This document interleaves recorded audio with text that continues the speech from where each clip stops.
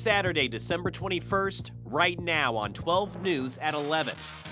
A deadly crash in Phoenix takes the life of a teen girl. What we know about the accident. Above normal temperatures are here to stay for now. That next winter storm system will change all of that this week. I'm Brenda Lipinski. Tonight we're sharing the holiday reunion that's bringing two military families together and the organization that's making it possible. Plus, the IRS is sending money to 1 million Americans. Who qualifies for the special payments and how much could they receive? 12 News at 11 starts now. Tonight, police say they've arrested a man in the East Valley for spraying bug killer all over the produce section at a Mesa Walmart. They tell us the suspect actually recorded himself committing the crime. You may have seen the video yourself. We've aired it here on 12 News. It's also gone viral in the last 24 hours. Police say 27-year-old Charles Smith stole a can of bug spray at the Walmart near Baseline and Stapley Roads Thursday night, then used that bug killer on dozens of fruits, vegetables, and rotisserie chickens inside the store, causing close to $1,000 in damage. This morning, they say Smith turned himself into police after facing major backlash from the community. We spoke with shoppers at that Walmart who really couldn't believe what they were seeing. This is where people shop for their families, like on a real note. Like, it's very possible that those bananas a mom could have been grabbing by to get some for her kids. Smith is now facing possible charges related to poisoning, criminal damage, and endangerment. According to arrest documents we obtained, Smith has pulled similar stunts before and then shares them on social media. Now, a spokesperson for Walmart told us they did clear out all the impacted items and sanitize those areas. But at this time, it's not clear if anyone did purchase those contaminated goods before they were cleared. And tonight, a growing memorial for a teenage girl who died yesterday after a crash in North Phoenix. Police tell us 17-year-old Beyonce Vasquez died from her injuries. It happened yesterday afternoon near the intersection of 51st Avenue and Bell Road. According to police, two cars collided and then one slid into a Deer Valley Unified School bus. We're told there were no students on board at that time and the driver was okay. Police say there are also no signs of impairment from any of the drivers involved in this crash. In Glendale, police are asking for your help identifying three men who they say broke into a home and held a family of four at gunpoint. It happened back on November 5th at a home near 57th Avenue and Missouri. One of the two adults was grazed by a bullet. The men got away in a silver Acura TL. If you have any information that could help, call Silent Witness. If your tip leads to an arrest, there is a reward. Now to an update on the Horton fire burning in the Tonto National Forest. It's now been nearly a week since it sparked. That fire is now 604 acres in size with no containment at all. An emergency closure order for the Horton fire is in full effect now through January 31st. You're asked to avoid the area until then. The cause of the fire is still under investigation, and this fire is not expected to be fully contained until late February.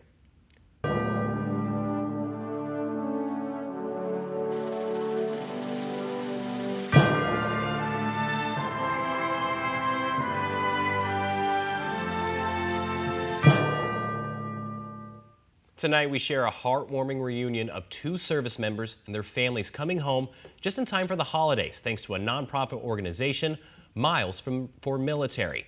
12 News journalist Brenda Lipinski shows us that special homecoming. For two Marine families, the best gift is finally here. A joyful reunion making this holiday unforgettable. We're getting anxious. My hands are sweating. He's on his way right now. Two Arizona families waiting for their sons serving as Marines to come down that Sky Harbor escalator. They're looking, but nope, not them. Not them either. Finally, the moment they've been waiting for. Private First Class Michael Maselli and Private Daniel De Jesus Garcia back home. A moment that just couldn't come soon enough for these two moms. How's it feel to see Mom? Amazing. I'm glad to have him home. This is Christmas right here. Finally, glad to be home. Finally being back, being right here next to her, next to my sister as well.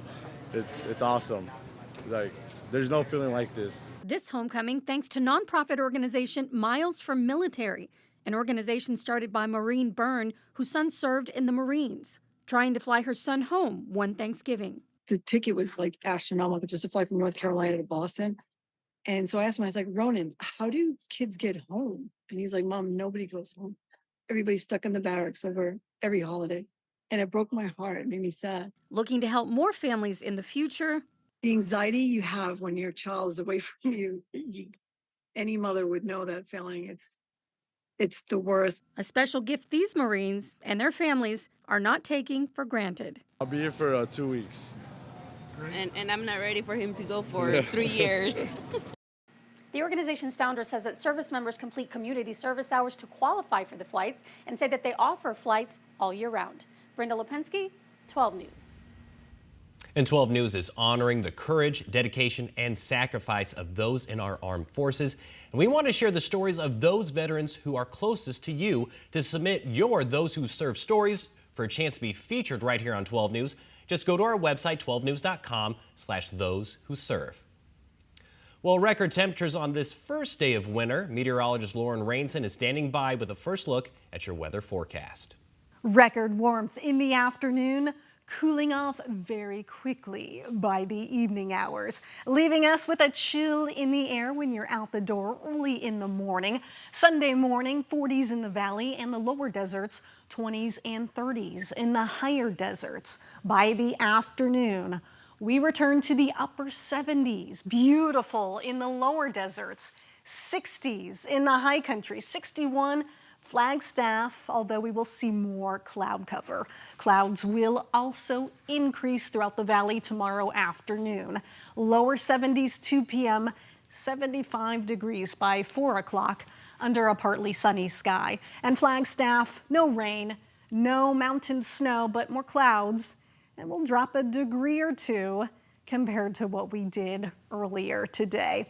Just in time for Christmas. Next system will set to arrive, bringing some higher desert rain, snow, and crashing temperatures for everyone. I am talking about a jammed-packed forecast you don't want to miss in 15 minutes. It's the season for giving, and there's no better way to make an impact than to grant a wish for a child in Arizona's foster care system. The holidays are supposed to be a time of joy, family, and love. But some of our most vulnerable foster children is just the opposite. It's a season of insecurity and fear, not knowing if you will have a Christmas. Well, 12 News and Branching Out Family Services has made it easier for you to get involved. Just scan the QR code on your screen right there or go to azgivingtrees.com and help complete a wish list for a deserving child. Your act of generosity really could make all the difference. And tonight, we're keeping you in the loop about things happening in the West Valley. Today, hundreds gathering for the first ever Avondale Dazzle Dash. Participants, as you can see right here, had the chance to showcase their skills in the 1K, 5K, or 10K runs in their favorite winter and holiday costumes. This year, actually our very first year, we already had 160 plus runners. So we're celebrating with 160 Avondale residents today. A lot of runners and a lot of fun. Organizers are hoping this will become an annual tradition. And another chance to become a millionaire coming up on Christmas Eve. Nobody won the Mega Millions jackpot last night, and now it's grown to $944 million. If you want to try your luck, you have until 7:59 p.m. on Tuesday, that's Christmas Eve, to buy your tickets.